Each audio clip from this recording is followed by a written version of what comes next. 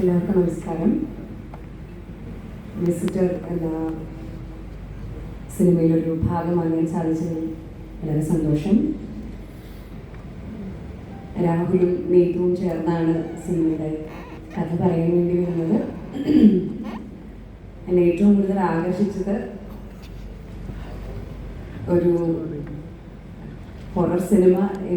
ഞാൻ ഹൊറർ സിനിമകളൊക്കെ കാണാൻ വളരെ പേടിയുള്ള ഒരാളാണ്. അധികമൊന്നും കണ്ടിട്ടില്ല. അഞ്ചാം പാതിര പോലും വളരെ ബുദ്ധിമുട്ടിയാണ് ഞാൻ. അത് ഹൊറർ ജോൺറയാണെന്ന് പറയാൻ പോലും കഴിയില്ല. എന്നാലും സിനിമകളൊക്കെ വളരെ ബുദ്ധിമുട്ടി എന്താ പറയുക, കാണണം എന്നുള്ള ആഗ്രഹം ഉണ്ടെങ്കിൽ പോലും കുറേ ചെവിയിൽ എയർപോർട്ടൊക്കെ വെച്ച് എന്തെങ്കിലും ഭക്ഷണമൊക്കെ കഴിച്ച് അങ്ങനെയൊക്കെയാണ് ഞാൻ ഹൊറർ സിനിമ കാണുന്നത്. പക്ഷേ എന്നും ഒരാഗ്രഹം ഉണ്ടായിരുന്നു അങ്ങനെ ഒരു സിനിമയിൽ പെർഫോം ചെയ്യണം എന്നുള്ളത്. അപ്പോൾ ഈ ക്യാരക്ടർ വളരെ ഇൻട്രസ്റ്റിംഗ് ആയിട്ട് തോന്നി. അപ്പം അങ്ങനൊരു ട്രയലാണ്. എനിക്ക് വളരെ ടഫായിട്ടുള്ളൊരു ക്യാരക്ടറാണ്. I will try my level best to do justice to it. And thank you Gafurka for taking an initiative to produce a movie like this with a lot of newcomers in it. And thank you so much Diliveta for being here. എല്ലാ കാലത്തും ദിലീപേട്ടനോട് ആദ്യത്തെ സിനിമയിൽ ഇഷ്ടം എന്ന എൻ്റെ സിനിമയിലൂടെ ഞാൻ cinema രംഗത്തേക്ക് വന്നപ്പോൾ ദിലീപേട്ടൻ്റെയും കൂടി ഒരു എസ് കൊണ്ടാണ് എനിക്കിങ്ങനെ ഒരു ഭാഗ്യം ഉണ്ടായത്. അതുകൊണ്ടാണ് മുതുകുളം പോലുള്ളൊരു നട്ടുന്ന് ഇപ്പോൾ പേര് പറഞ്ഞാൽ അറിയാമെന്നുള്ളൊരു നിലയിലേക്ക് എത്തിപ്പെടാൻ സാധിച്ചത്. അന്ന് ഞാൻ കാലിലോട്ട് നമസ്കരിച്ചിട്ടാണ് ആദ്യം സിനിമ ഷൂട്ടിംഗ് തീർന്നപ്പോൾ ഞാൻ പോകുന്നത്. അന്ന് മുതൽ ഇന്ന് വരെയുള്ള ആ ബഹുമാനം എല്ലാ കാലത്തും അങ്ങനെ തന്നെ ഉണ്ടാവും.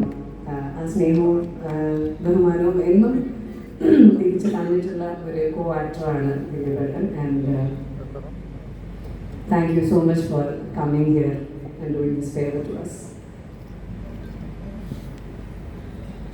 പിന്നെ ലിസ്റ്റിൻ ആൻഡ് സന്ദീപ് എനിക്ക് വളരെ ചെറുപ്പം തൊട്ട് എൻ്റെ ഫ്രണ്ടാണ്. പക്ഷേ അവൻ്റെ സിനിമയിലൊന്നും തന്നെ അഭിനയിക്കാൻ വിളിച്ചിട്ടില്ല. പക്ഷേ ഞങ്ങൾ ഭയങ്കര ക്ലോസ് ഫ്രണ്ട്സാണ്. ഇതുവരെ എനിക്ക് പറയാനൊരു അവസരം കിട്ടിയിട്ടില്ല. അപ്പോൾ ഇനി നീ ആലോചിക്കണേ.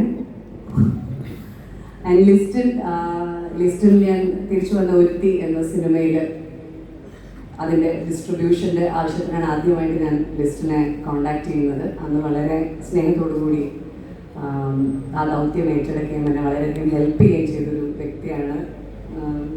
ശരിക്കും പറഞ്ഞാൽ വലിയൊരു കാലയളവിന് ശേഷം സിനിമയിലേക്ക് തിരിച്ചു വരുമ്പോൾ ഞാൻ വളരെ ന്യൂ ആയിട്ട് ചെയ്യുന്ന പോലെ തന്നെയാണ്. മൊത്തം സിനാരിയോ ഒക്കെ മാറി, പരിചയമുള്ള ആൾക്കാരൊക്കെ മാറി, അങ്ങനെയാണ്. പക്ഷെ എന്നാലും ആ പരിചയക്കുറവിനിടയിലും ഇപ്പോഴും സ്നേഹത്തോടെ എല്ലാവരും നോക്കി കാണുന്നത് ഒത്തിരി സന്തോഷമുണ്ട്. ആൻഡ് എൻ്റെ ക്ഷണം സ്വീകരിച്ച് എത്തിയ മേജർ രവി സാറിനോടും ഒരുപാട് നന്ദി. സാറിൻ്റെ പേര് ഞാനിങ്ങനെ വീട്ടിൽ സംസാരിച്ചുകൊണ്ടിരുന്നപ്പോൾ മോൻ വന്നിട്ട് എടുത്ത് പറഞ്ഞു, മേജറൊക്കെ ആണോ? ഞാൻ പറഞ്ഞു, ആ മേജറൊക്കെ ആണല്ലേ. അപ്പോൾ പെട്ടെന്ന് ഗൂഗിൾ ചെയ്തു. അപ്പോൾ ഈ ഇൻഡസ്ട്രിയിലൊക്കെ ഡീറ്റെയിൽസ് ഒക്കെ കണ്ടപ്പോഴത്തേക്ക് ഓ മൈ ഗോഡ്, ഇത്ര വർഷം കമാൻഡുകാരനോ അമ്മേ എന്നൊക്കെ പറഞ്ഞ് ഭയങ്കര എന്താ പറയുക, ഭയങ്കര എക്സൈറ്റഡ് ആയി പോയി സായി. അപ്പോൾ anyways thank you so much sir four coming here. And പിന്നെ ധ്യാൻ എന്നിങ്ങനെ ഞങ്ങൾ ഇതിന് മുന്നേ ഒരുമിച്ചൊരു ഇനോഗ്രേഷൻ ചെയ്തിരുന്നു. അന്ന് ധ്യാനം പറഞ്ഞു, മെസ്സിയെ കാണാനാണോ അല്ലേ? മെസ്സിയുടെ എന്തോ ഒരു കഥ പറഞ്ഞു വന്ന്. ധ്യാൻ തന്നെ ഓർമ്മ ഉണ്ടാവില്ല ധ്യാൻ എന്തൊക്കെ കഥകളാണ് പറയുന്നതെന്ന്. മെസ്സിയെ കാണാനുള്ള അവസരം ഉണ്ടായിട്ട് അത് വേണ്ടെന്ന് വെച്ചാൽ ഞാൻ ഇനോഗ്രേഷൻ വന്നു എന്നൊക്കെ പറഞ്ഞ്. എനിവേസ് ഓൾവേസ്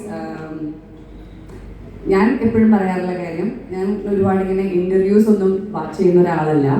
സോഷ്യൽ മീഡിയ അങ്ങനെ വലുതായിട്ട് കാണാറില്ല. ഞാൻ തന്നെ എന്തെങ്കിലും ഇൻ്റർവ്യൂ കൊടുത്താൽ അതൊന്നും സോഷ്യൽ മീഡിയയിൽ കാണാറില്ല. പക്ഷേ വെനെവർ ഐ ഫീൽ ലോ, ലൈഫിൽ എന്തെങ്കിലും ഒരു ക്രൈസിസ് ഫീൽ ചെയ്ത് ഭയങ്കര ലോ ആയിട്ടിരുന്ന ഇമ്മീഡിയറ്റ്ലി ഞാൻ യൂട്യൂബിൽ പോയിട്ട് ടൈപ്പ് ചെയ്യും ധ്യാൻ ശ്രീനിവാസൻ ഇൻ്റർവ്യൂ. അല്ലെങ്കിൽ ഇതിന് മുന്നേ ഞാൻ ടൈപ്പ് ചെയ്തിരുന്നത് ശ്രീനിവാസൻസ് ഇൻ്റർവ്യൂ എന്നാണ്.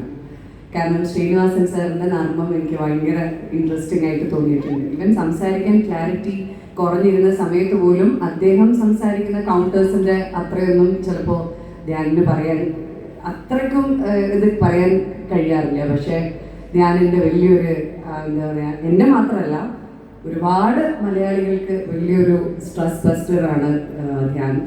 സോ ഏറ്റവും കൂടുതൽ ധ്യാനിനോട് എല്ലാവർക്കും തോന്നുന്ന കണക്ഷൻ എന്ന് പറയുന്നത് വളരെ സ്ട്രൈറ്റ് ഫോർവേഡായിട്ടും ഓപ്പണായിട്ടും സംസാരിക്കുന്നതുകൊണ്ടാണ്. പക്ഷെ അങ്ങനെയുള്ള ധ്യാൻ ഇന്ന് പബ്ലിക്കായിട്ട് എന്നോടൊരു കാര്യം ചോദിച്ചിരിക്കുകയാണ്. അദ്ദേഹം CM ആകുമ്പോൾ പേടിക്കേണ്ട ഞാൻ CM ആകുമ്പോൾ ഞാൻ ഉദ്ദേശിക്കുന്ന പോലെ തന്നെ വെള്ളയിൽ പച്ച കളർ ബോർഡറുള്ള സാരി ഉടുത്ത് ഡയമണ്ട് നെക്ലസ് ഇട്ട് കണ്ണിൽ ഈറനണിഞ്ഞ് ധ്യാനിന് വേണ്ടി ജയ് വിളിക്കാൻ മുൻനിരയിൽ എനിക്കൊരു കസേര ഒഴിച്ചിട്ടുണ്ടാവില്ലേ ധ്യാൻ. ഇൻവിറ്റേഷനോടുകൂടി എനിക്ക് വരാൻ കഴിയുള്ളൂ. ഞാൻ എന്നെ മറക്കില്ല. അത്തരത്തിലൊരു നിലയിലെത്തി കഴിയുമ്പോഴും CM ആയി കഴിയുമ്പോഴും ഞാൻ ആ പാവാടക്കാരിയെ മറക്കില്ല എന്ന് ഞാൻ കരുതിക്കോട്ടെ ഞാൻ. അപ്പം എന്തായാലും അങ്ങനെ ഞാൻ CM ആകുന്ന ആ നല്ല ദിവസം ചാരിറ്റിയൊക്കെ ഒരുപാട് ചെയ്ത് CM ആകുന്ന ആ നല്ല നാളേക്ക് വേണ്ടി കാത്തിരുന്നുകൊണ്ട് നമുക്ക് തൽക്കാലം ഈ സിനിമയിൽ ഒന്നിച്ച് അഭിനയിച്ച് ചാരിറ്റി ചെയ്യുന്നതിനപ്പുറത്തേക്കുള്ള പൈസ ഗഫൂർക്കയ്ക്ക് വാങ്ങിക്കൊടുക്കാം എന്നുള്ള ശുഭാപ്തി വിശ്വാസത്തോടുകൂടി നിർത്തട്ടെ. നന്ദി, നമസ്കാരം, താങ്ക് യു.